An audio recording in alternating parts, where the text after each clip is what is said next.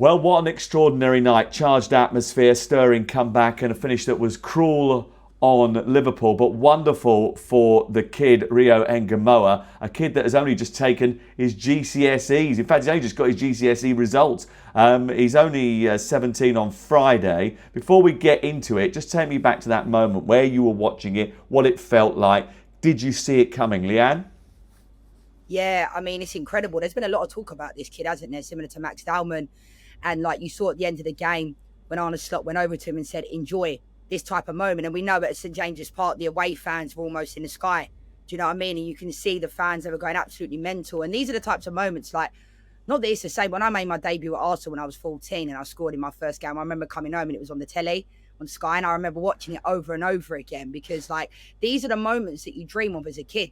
And the fact that he's come on and scored for Liverpool at 16 years old at St James's Park to score the winner, I can't even imagine. I bet he didn't even sleep last night. When you watched that back though as a kid and you scored that goal, what did it do to you? What did that goal do to you? Did it give you extra confidence? Did it make you think, crikey, how am I going to get any better from here? How am I going to live up to the expectation that is now coming? Or because you're so young, do you not worry about those things? You're just caught up in the moment. You've got that sort of young person bravado. You're not fazed by it. I mean, you know what I'm like, Sam. I'm a pretty confident person and I was always I raised hadn't that way. noticed. But at the same time, like I had so much respect for my older teammates, the ones that kind of took me under their wing, that every time I got in front of goal, I'd want to pass them the ball. And I remember my manager, Vic Akers, said to me, he brought me into the office, and my mum and daddy said, "You're doing amazing. You're here for a reason. Stop passing the ball when you're in front of goal." And I think for me, I had to go to school the next day. You know, I was playing in FA Cup finals on the bank holiday Monday, and then my mum, I was like, "Oh, Dad, I don't want to go to school." Dad said, "Oh, don't worry, darling, you ain't got to go." Mum was like, "You're going to school." And then I'd have to go to school the next day. So there was like a massive like bring down to reality, but then the teachers used to do it over the tannoy. You know, you had the tannoys and they'd do an announcement to say if you won and all that. And it was lovely, don't get me wrong. But I think for boys and for men, it's very different because I think when you're a footballer, especially for young boys, that is your like identity, isn't it? If you're in school and you knew a boy that played for Arsenal or Chelsea, they'd be like, "Oh, there's so-and-so, he plays for Arsenal." So there is that pressure. And I think like I loved it, to be honest, and I never really skipped a beat. I kind of went onwards and upwards after I scored that goal. We lost the game to Fulham, so I didn't really dwell on it too much because my team lost, but it did feel good to like get my first goal. And I think when you're like that age, I mean, these kids now are like 16 years old, similar to when Rooney came through, and now Max Darwin won Yeri last year. Like, it's brilliant, isn't it? And I know there's a lot of talk about should these young boys be coming into the team, and you know, I believe that Arteta, those types of managers on a slot, they wouldn't put them in there if they weren't ready, would they? Well, it was an amazing debut for Rio Enamoa, just 16 years of age, showing a class and a confidence and a coolness in front of goal. He becomes Liverpool's youngest ever Premier League goal scorer. John Terry, Chelsea's legendary former captain, led the chorus of people disapproving of Chelsea allowing him to leave and go to Liverpool just over a year or so ago. He described Ngumoha as one of the best prospects he'd ever seen at Cobham. And this is a kid who hasn't even signed a pro contract yet, Crook, but there has been a lot of talk about him for some time. And this is, I mean, listen, if you're his agent, you've just had the best night ever. Well, certainly he's strengthened his hand in those contract negotiations, but it's not a surprise that he's in and around the first team. He was during pre-season, and I know Arne Slot was impressed with him. In fact, when they sold Luis Diaz, and we got a sort of brief from Liverpool about what they might do next in terms of bringing in a replacement, he was one of the young players they referenced as not wanting to block his development and pathway into the first team squad. So clearly he is very highly rated, and I think he's going to be in and around it throughout the course of the season. And they needed him, didn't they? Because defensively, they were a little bit of a shambles, Liverpool. Well, Newcastle should never have really been in the game. Once Gordon was sent off, Tonali was injured, Cher went off, Joe Linton went off as well. So how were they, Crook? You're right. Once the sending off happens, once they go 2-0 up, you think, well, this could be 4 or 5. Genuinely, I thought Liverpool could go on and get a real statement result, but it didn't happen. I think you have to credit Newcastle, who showed a brilliant battling spirit all night. Obviously, in the case of Anthony Gordon, he took that battling spirit too far. And I do think Bruno Guimaraes, while he will have endeared himself to the Newcastle fans with some of the tackles he was making, on a yellow card, he was treading a tightrope at times as well. So I do think the hostility, the atmosphere, obviously the furore surrounding Liverpool's pursuit of Alexander Isak did get to Newcastle. But once they went down to 10 men, there was this defiance about them that they weren't going to crumble. And I think when 11 minutes of added time were put up, it was Liverpool who were concerned that they would end up losing the game, not the other way around. So great credit to them. But I also think, again, you look at Liverpool, we saw it in the Community Shield, we saw it at home to Bournemouth.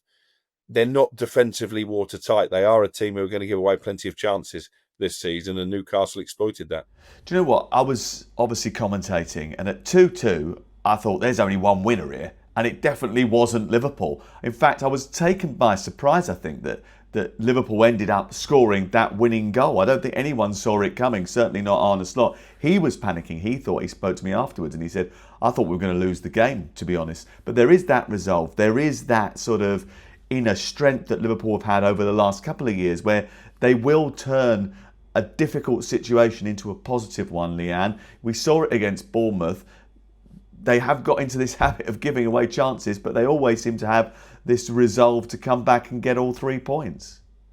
Yeah, and that's what top teams do, Sam. You know, when you're not playing well, you still find a way to get a result. Arne Slot said in his interview after the game, it wasn't a tactically astute game. It was free flowing. There was a lot of set pieces. They were sitting quite low. They were defending. But like I said, that's what happens when you're a top team and you've got quality. I mean, Ekatike's come in there, not skipped a beat really. Mo Salah doing what Mo Salah does. You know, Konate and Van Dijk. I love Van Dijk still now. I know there's a lot of question marks over him last season and the season before when he came back from his injury. But I just think, Liverpool seem to have this identity. And like, obviously last year there was a lot of talk about when Jurgen Klopp left, then Arne Slot come in, they did change their type of style that they play and then they win the league, Sam. So, and they've got quality players. I mean, we talk about Kirkes coming there as well.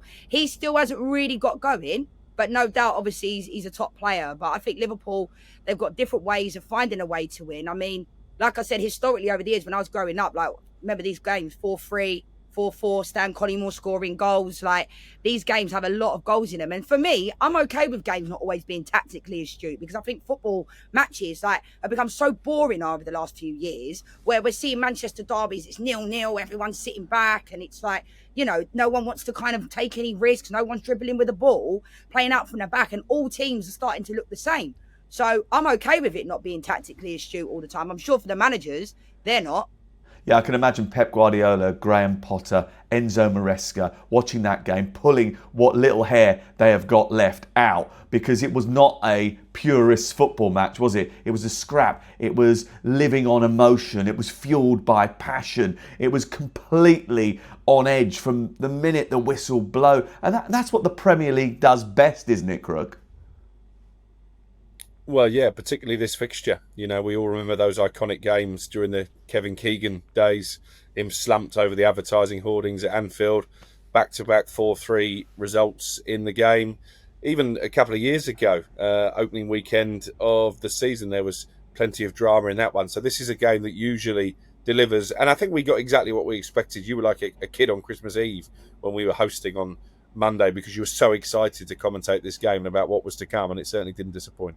All this was played out with the backdrop of the Alexander Isak saga. We'll get to that in just a second, but they've got an added problem in the fact that Anthony Gordon's now going to be suspended. It was a stupid challenge, Lianne. Yeah, it was stupid, and I think, when you look at the stats of when Newcastle have Isak in the team and when they don't seem to win games when he's not playing.